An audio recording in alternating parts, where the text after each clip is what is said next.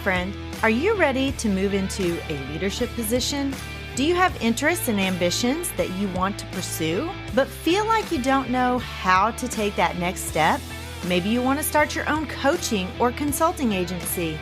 I'm Mel, and I help educators define their career path through correct mindset, knowing your options, and getting prepared for your career transition. I will show you how to level up your leadership skills, share your expertise in a new way, create impact on a larger scale, and put your leadership in motion. As an educator for over 20 years, I started to feel underused and like I had more to give. I knew when the time had come for me to leave the classroom and affect change on a larger level.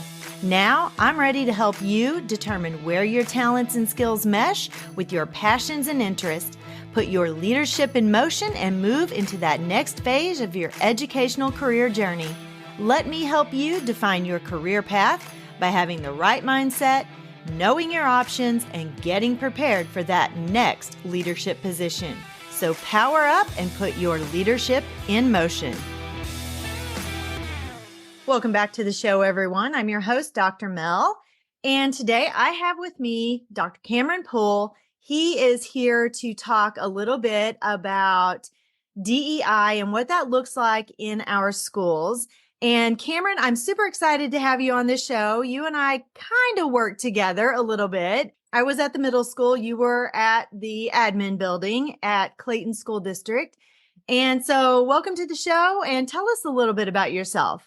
Thanks for having me. So like you said, working in the school district of Clayton, I've served as the chief officer of equity and inclusion for the district for the past 4 years. So going into next school year would be year 5. It's been a very interesting road with that, beginning a brand new position right at the height of COVID.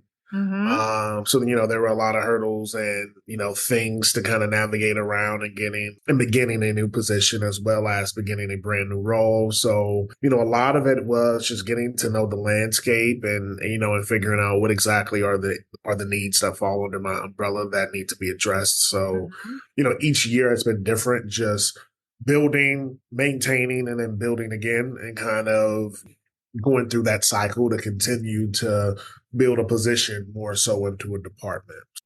Excited for a lot of the things that we have accomplished and a lot of the things that are still kind of, in the cooker that will come to fruition within the near future. So prior to this role, I was a assistant principal in the Rockwood School District at the high school level for a few years. And prior to that, I spent the bulk of my time in the classroom as a high school history teacher. All right. So definitely well-versed in being an administrator or what that looks like. So I'm super excited about our content today because I've had one other person who has talked a little bit about that, actually maybe 2, but it's not been like the main focus of our conversation. So it's kind of nice that this is going to be actually the main focus of our whole conversation and what that looks like as an aspiring administrator. I can't speak this morning, or someone who's new into their administration role, or even someone who has been in administration for a while and maybe they're moving to a district where this is something they really need to think more about. I'm from the country and always think like that down there. But when I came to the St. Louis area, it is completely different. And I really had to learn a lot. And I already had my dissertation topic picked out when I came here, and I came up in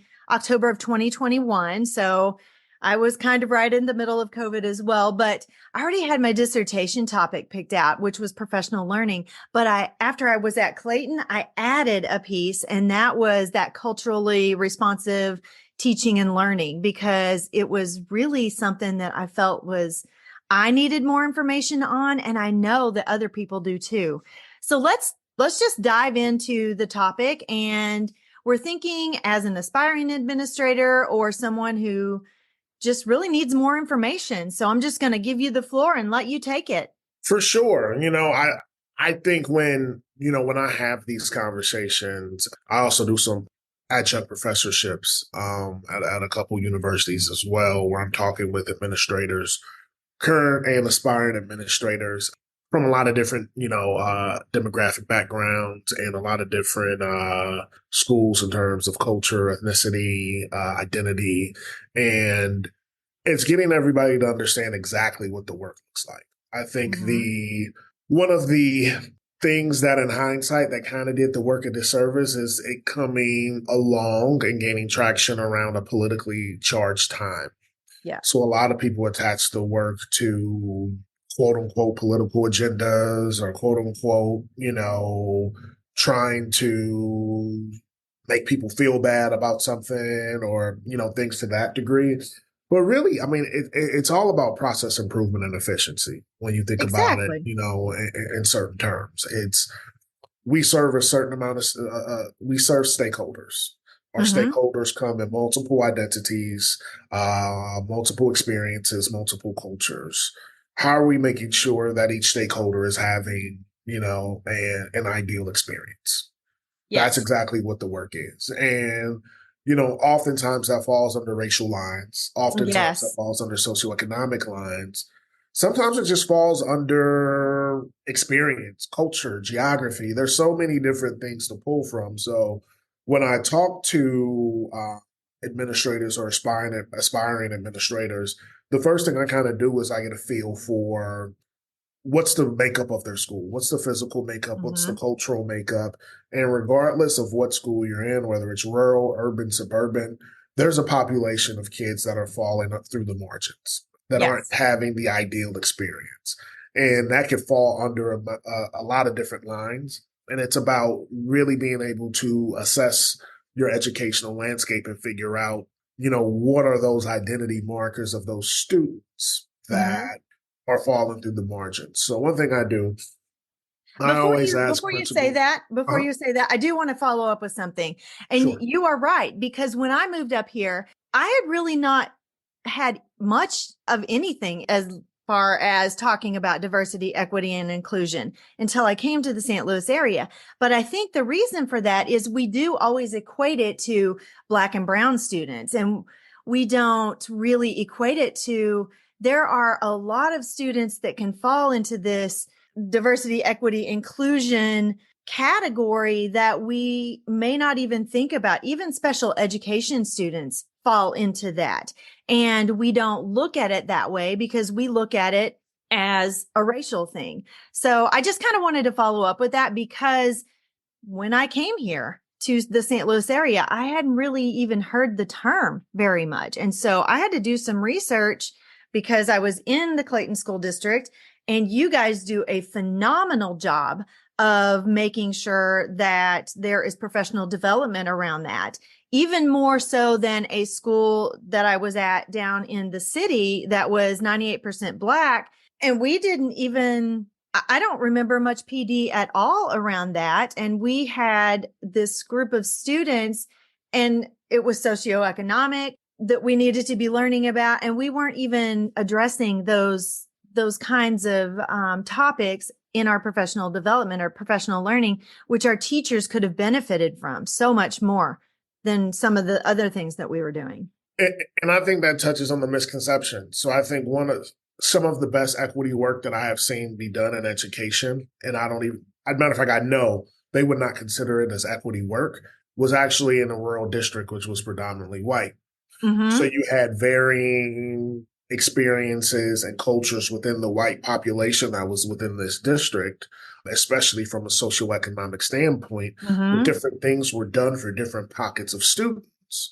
And because it did not cross racial lines, Mm-hmm. um, no one really thought about it. And this was pre DE&I, at least in our region, becoming, something of a hot topic. A lot of the things I saw in terms of differentiation, instruction, non-traditional programming, Mm-hmm. access to internships, access to trades and other things outside of the school were phenomenal. But no one would view that as equity programming. They would just Exactly. view it as good educational practices. Right. And to be honest, that's all we're really talking about. It's really Right. just intentionality with good educational practices is what DE&I is. So I try to rebrand that, because I think there are a lot of schools who feel that have a very, at least the way we look at D&I, a very homogenous makeup of students. Mm-hmm. And sometimes that can be to the student's detriment as well, because even within a predominantly Black school, white school, Hispanic school, there are still varying degrees of experiences that you just have to be more intentional figuring out what those are. And if Mm-hmm. each experience is getting the due diligence, that it needs in terms of programming and practices. So, I think that's the interesting thing. And so one thing I do, I ask principals a question. I say, what is the name, image, and likeness of student success within your building? So I say, everybody has those brochure kids. And what I mean by that is when you want to highlight how great your school is, Mm-hmm. every school has about 10 kids that they choose for everything Mm-hmm. to show this is the type of product that this school produces. These Yes. are our model students, our model citizens. They're involved in a lot. They do well academically. They're well liked. Who are those kids? So we write them down, and then let's break them down by race, gender, ethnicity, religion, if that's something that we're able Mm-hmm. to consciously know, socioeconomic status, personal characteristics like IEPs and disabilities, again, gender, sexuality, all those things, whatever markers we can come up with.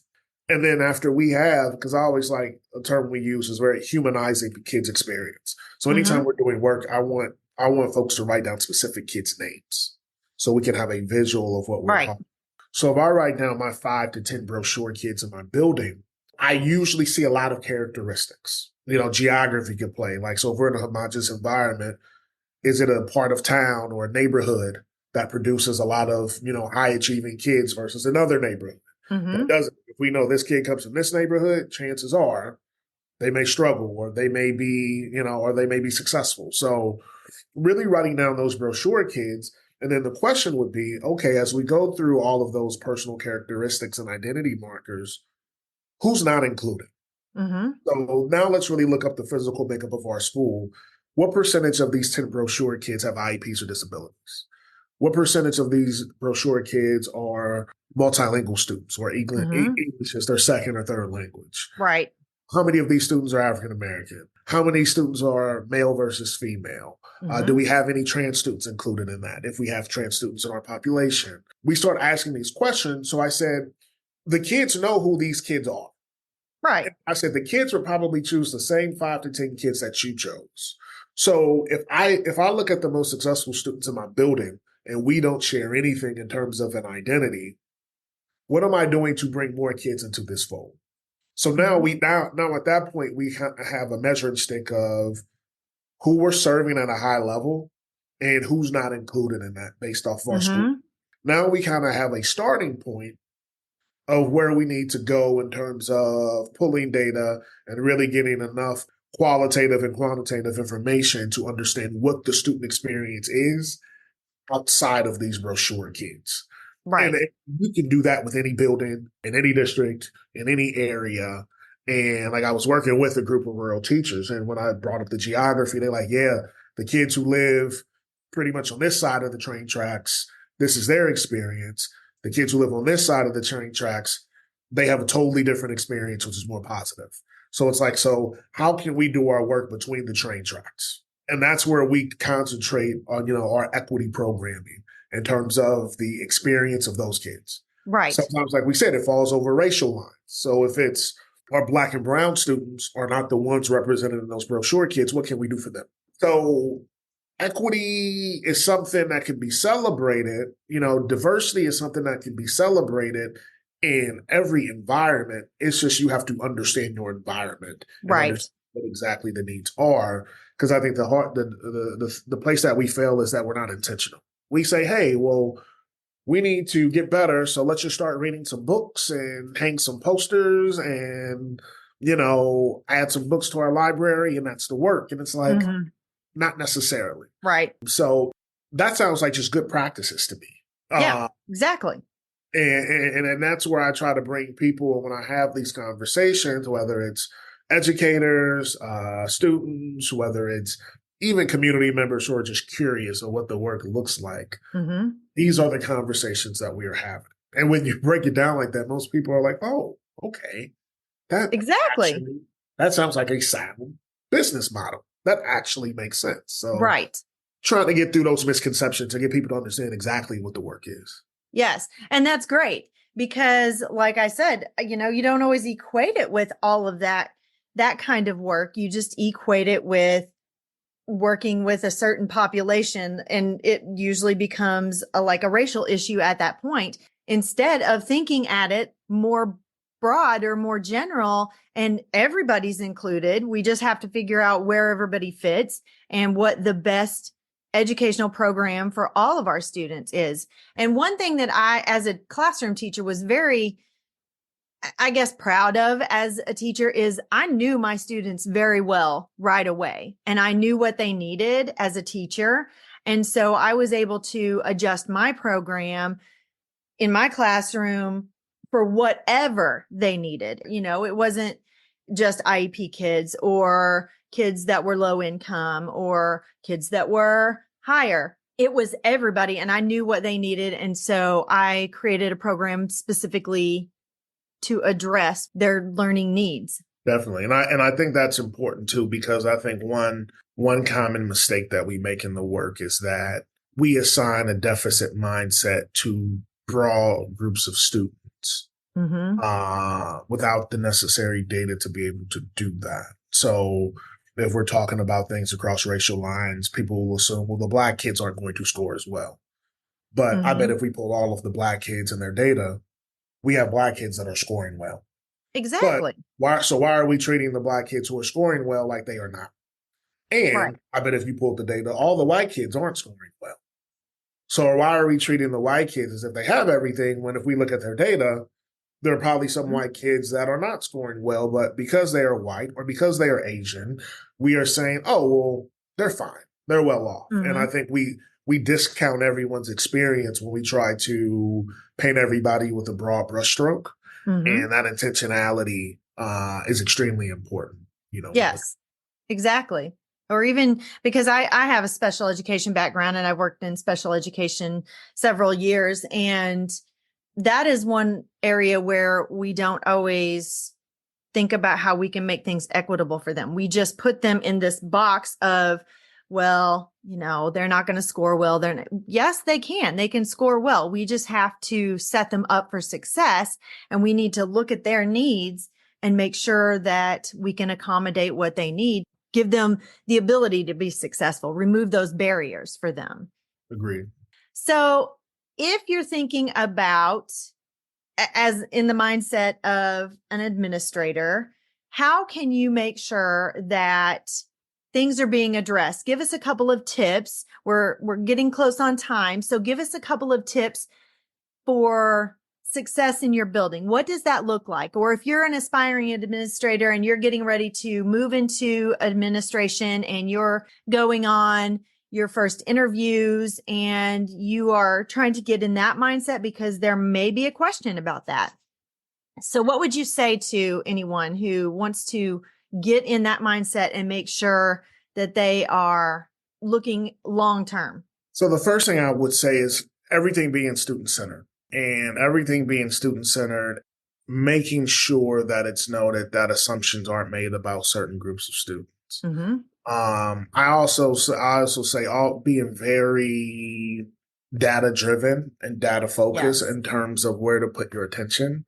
And I think that's the important part in terms of understanding whether it be behavioral data, academic data, and then also one thing that I think that we discount is extracurricular participation. What kids are participating? So if I look at the orchestra, if I look at the choir, if I look at robotics, if I look at the chess team, if I look at all of these different organizations, is it proportionate to our school population? And I think with that, it's understanding that, again, being intentional, being data driven, and then also how do you mix in humanity with that work? Because it sounds very It sounds very tedious and based on numbers, but I always say once we have the data, we have to humanize the data. So once we understand what our focus areas are and where we need to grow, we need to go and get that story because there's Mm-hmm. power in stories, and there data doesn't tell a story. It tells us a fact. Right. So if I'm noticing certain kids falling between the margins, am I being proactive in building relationships with Mm-hmm. those families? Am I building relationships with the students? Am I being intentional with my time? Because I think the big thing as an administrator, you have so many students you're dealing with. So when I was a assistant principal, I had around 330, 340 students. Mm-hmm. I can't get to every student. So I have Right. to be intentional on the students that I get to on a regular basis, and the ones that need to be on my radar the most. So I Mm-hmm. was always looking for who those students were. And it was a wide range of students. So when you look at ability, race, socioeconomics, all of those things. So it's making sure that, or am I being intentional with the teachers that they are working with their counselor, with their families, with their case manager, whoever is within the child's educational experience, as we're doing scheduling and things to that level, are we being intentional for where, these kids are being placed and where they're going and what they're Mm-hmm. experiencing? Mm-hmm. So again, high level, data driven so that you can build intentionality. Because I think when people think about equity or meeting each kid where they are, that means I have to know what 330 kids already, know what Mm-hmm. exactly what 330 kids need. But Yes. our systems and what we have in place account for a large amount of what our kids need. Mm-hmm. When we talk about tier one, tier two, and tier three interventions, our system should account for at least a majority of what our students need, or at least have the hacks within the system to where if they're not getting what they need, they can advocate and get that. So it's figuring out as we kind of go down that ladder, who are the kids that are not falling within that framework, and then how to Mm-hmm. serve them, because we understand that the system is serving the other kids well. Yes. Yes. And I So think that starts with making sure that our teachers have the professional development that they need, the professional learning. It's ongoing, it's job embedded. So it's not just that one and done. And you actually take that information and you know how to apply it to your specific situation within the classroom as the teacher in the classroom. So, and I'm a PD person. So like PD is my passion. So I always have to throw in something about making sure our teachers are prepared and they're getting what they need so they can transfer that to what their students need. and then speaking on that, on the professional development level, and this has kind of been my philosophy.